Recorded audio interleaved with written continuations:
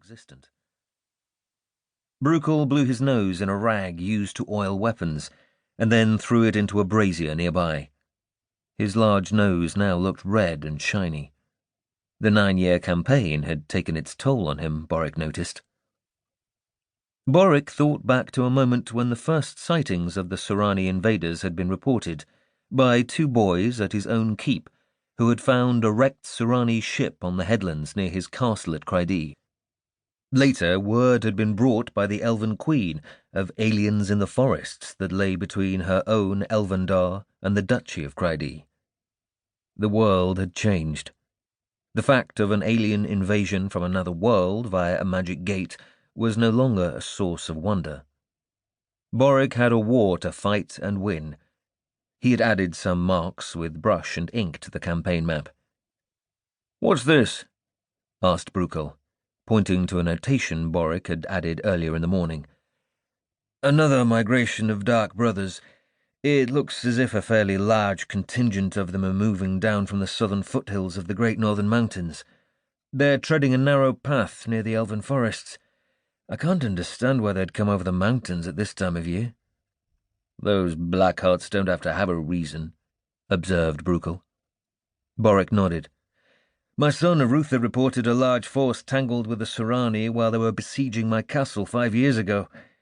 But those were Dark Brothers driven from the Grey Towers by the Tsurani. They were striking north to join their kin in the Northlands. They've been quiet since then." "There's one possibility." Boric shrugged. "I'm listening, old friend." "That's a bloody long trek for nothing," observed Brukel, as he wiped his nose on the back of his hand. "They're not fools." "The Dark Brotherhood is many things, but never stupid," agreed Boric. "If they're moving in force, it's for a reason." "Where are they now?" Boric said, "Last reports from the scouts near the Elven Forest. They're avoiding the dwarves at Stone Mountain and the Elven patrols heading east." "Lake of the Sky is the only destination," said Brukel, "unless they're going to turn south and attack the elves or the Tsurani." "Why Lake of the Sky?" "It makes sense if they're trying to get up to the eastern side of the Northlands. There's a spur of mountains that runs northeast out of the teeth of the world, hundreds of miles long and impassable. Over the Great Northerns, past the Lake of the Sky, and up a trail back north over the teeth of the world is a shortcut, actually." The old Duke stroked his still wet beard. "It's one of the reasons we have so much trouble with the bastards up in Yabon."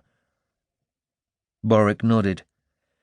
"They tend to leave us alone in Cryde compared to the encounters your garrisons have with them. I just wish I knew why they were out in force, heading east this close to winter," muttered Brukel. "Something's up," said Boric. Brukel nodded. "I've been fighting Clan Raven since I was a boy." He fell silent for a moment. "Their paramount chieftain is a murderous dog named Murad. If this bunch from the Northlands is looking to join with him—" "What?" "I don't know, but it'll be bad."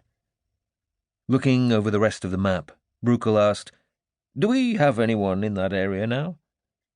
"Just the garrison forts along the Tsurani front and a few last patrols before winter," Boric replied. Brukel leaned close to inspect each of the small ink marks on the map, then made a sound halfway between a snort and a laugh. "Hartraft." "Who?" asked Boric. "Son of one of my squires, Dennis Hartraft. Runs a company of thugs and cutthroats called the Marauders for Baron Moye. He's up there." "What's he doing?" asked Boric. "The name is familiar, but I don't recall any reports from him." "Dennis is not one for paperwork," said Brukel. "What he's doing is unleashing bloody murder on the Tsurani. It's personal with him." "Can we get a word to him about this Dark Brothers migration?" "He's an independent. He'll come back to Moye's camp for the winter in the next week or 2. I'll send word to the Baron to get whatever information from Dennis he can." Then Brukel laughed. "Though it would be fitting for him."